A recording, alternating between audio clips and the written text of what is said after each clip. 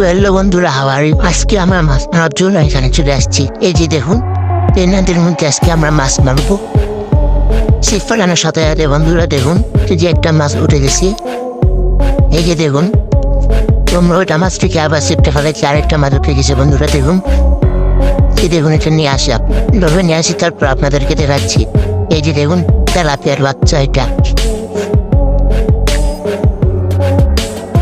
আমরা এখানে রেখে দিই যাতে মাছটা জীবিত থাকে।